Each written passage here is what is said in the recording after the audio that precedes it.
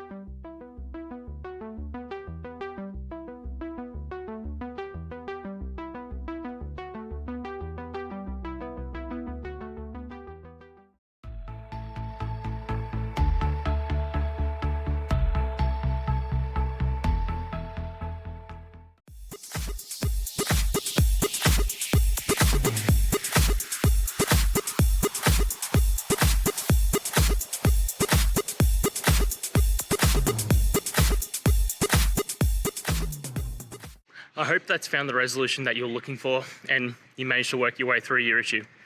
Please, if it did help, hit subscribe. I'd really appreciate it. And until the next technical time you need help, have a good one.